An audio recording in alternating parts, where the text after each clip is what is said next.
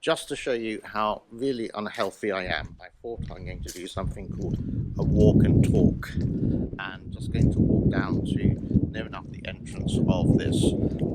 A warm welcome to the channel. My name is James, and today just doing something a little bit different. The things that I watch related to China watching on YouTube are things like ADV China. You can see some pictures here.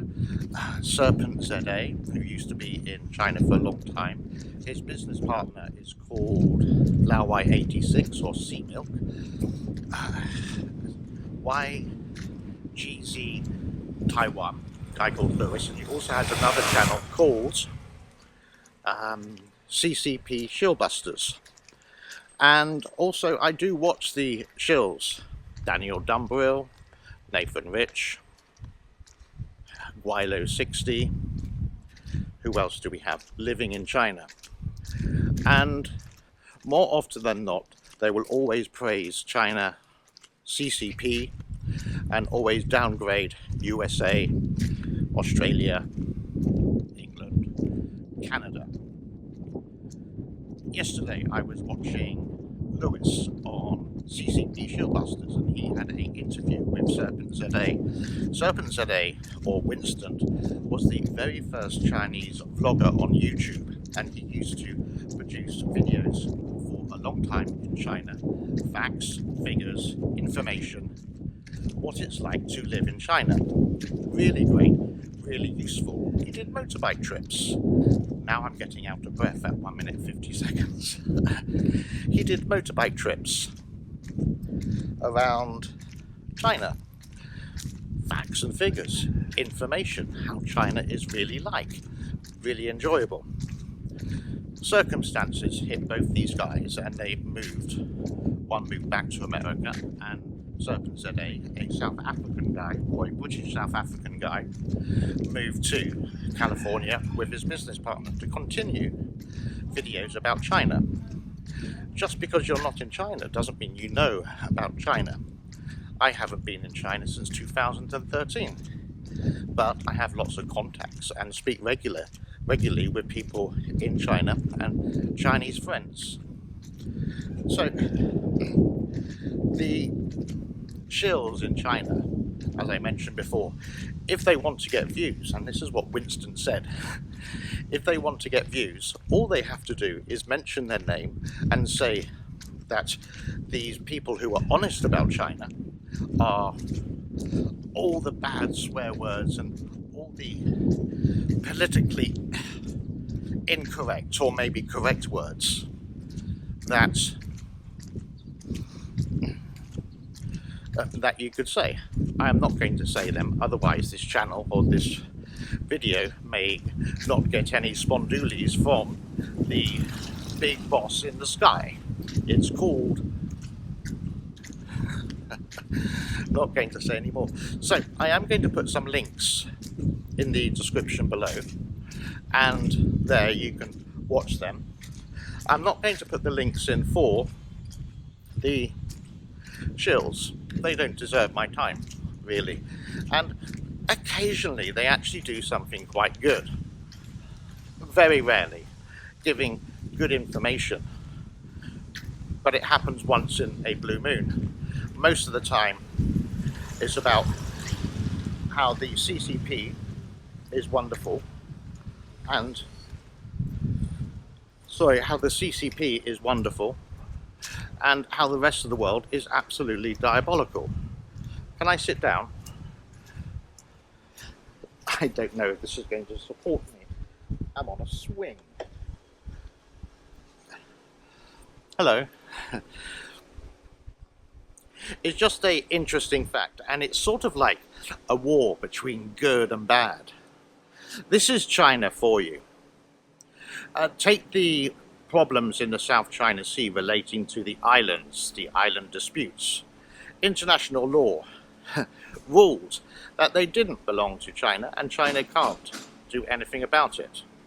But China just ignored that and continued.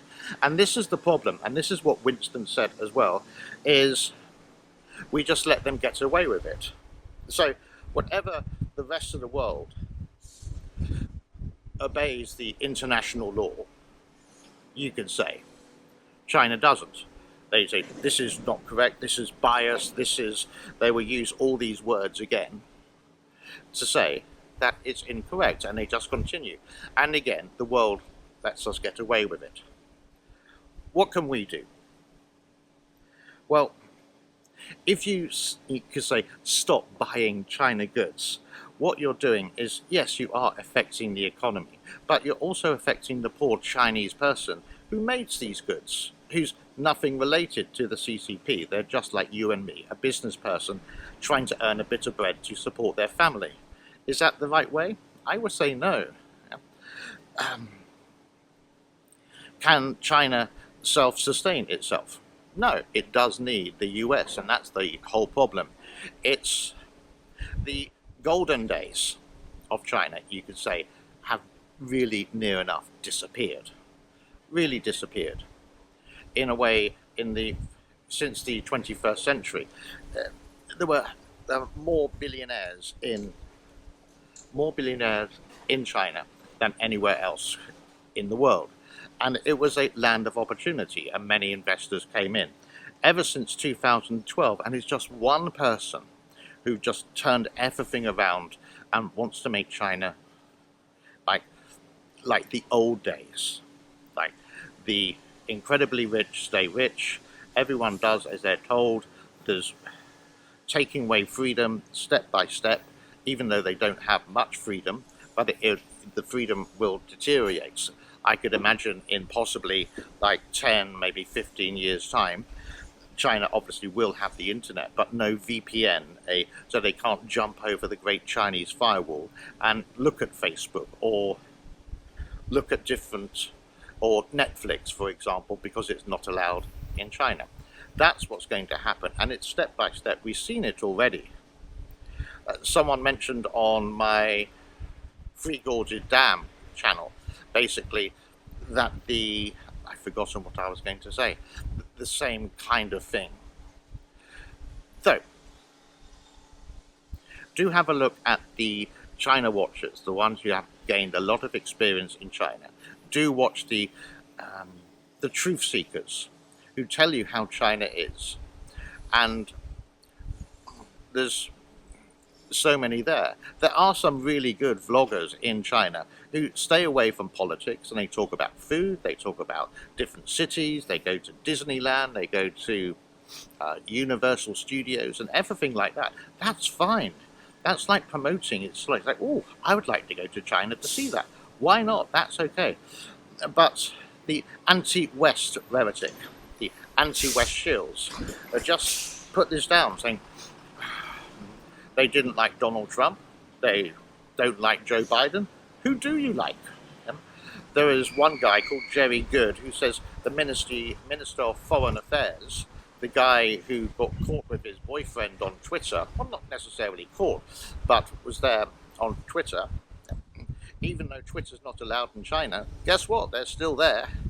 The story goes on and on, so do go and check out the links below and have a look at some of their videos and leave some comments in the form below. The truth will prevail. Lies will get caught in the end. If you have actually studied body language, it's quite interesting to see when the shills do talk a porky pie, how their eyes move, how their mouth moves, how their face moves, how their hand movement is, and sometimes they actually catch themselves doing it and force their hand on the table so they won't move their hand like this. Now I can't move my hand much because I'm holding my pogo stick, but when they are, or they're not trained in body language, you know, just from, you don't listen to their mouth, you actually just listen to, you could say, you could just watch their movement and you know it's just a big fib and they're just doing a narrative of the CCP. Do they get paid by these people? I would say indirectly, yeah, they do, one way or another. So they're not going to get a big fat paycheck, but they may do it through a payment system like Apple Pay in America. In China they have Alipay or WeChat Pay. Same kind of thing. I think I've rambled on too much about this, and I hope you enjoyed just a little walk around my community. even though it's raining and even though people seem to be shouting around me, the workers, it's not a fully developed area yet, but it's relatively quiet compared to the big city where it seems to be noisy all the time. My name is James, thank you so much for your time, and I will see you very soon. What do you think of the coffee cups? Getting there eventually. Bye.